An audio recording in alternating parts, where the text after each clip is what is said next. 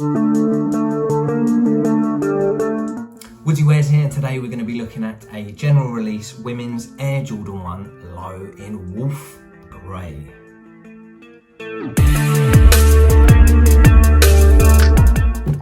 Now, if you've seen on my previous videos, you know I'm very keen on looking at the mids and the Jordan 1 lows, especially the Jordan 1 lows because I really like them out of the two. I wouldn't preferably wear a lot of the mids, but I really would wear pretty much all of the lows if they are a good colorway, and these are a fantastic colorway. Women's release, so the highest they go to is a women's 12. I wear a UK size 9, which is a US 10, so that is a women's 11.5, so I was able to get my size. Luckily, these did sell out pretty quickly. Probably because these are classed as the poor man's Dior, because it aesthetically has that look of the Air Jordan Dior, but this is an extremely more cost-effective version because this is $999.95, $99.95. Obviously, if you didn't manage to cop them at retail, you're going to have to pay a slightly higher on the resale. But I don't think they're going crazy at the moment, but I feel like these are one that will start to creep up because they're just such an easy wear, and lows and mids seem to be getting even more popular. But let's look at the details. So you've got it in a white Jordan 1 box, gold Jumpman, gold 23. They normally do the women's releases in a white box.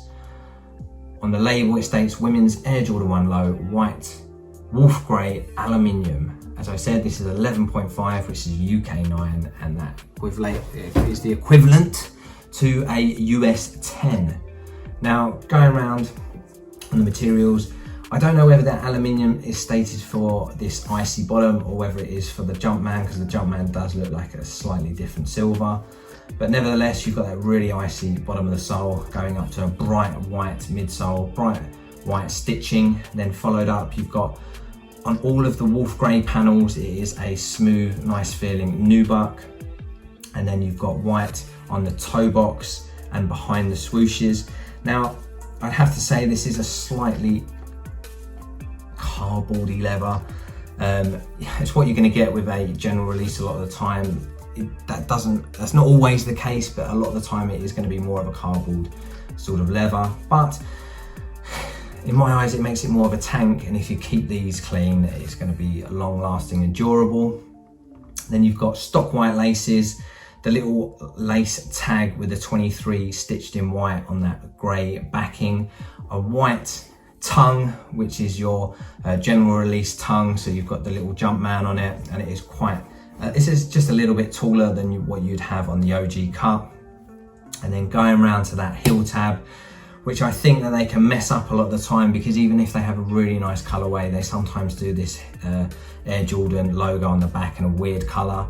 They sometimes have like a weird color on the Jumpman and then it matches on the logo, and I like the fact that they've just got really simple on this color blocking, and they've got a really nice just plain white on their Air Jordan logo, and it just gives it that classy look and so easy to wear. Now I'm going to do an on feet of these, and just, yeah, let me know what you think. Obviously, I would have to advise you're going to need some sort of spray on the nubuck, because these are going to get dirty quite quick, especially because you've got an all white interior as well. Just the fact that the Jumpman inside is grey, but yeah, all white interior, so these are going to get pretty grubby quick. You might want to invest in some rejuvenator. And yeah, all round, I'm not too sure if I'll keep these, just because my collection is building, and it's very hard to end up wearing everything.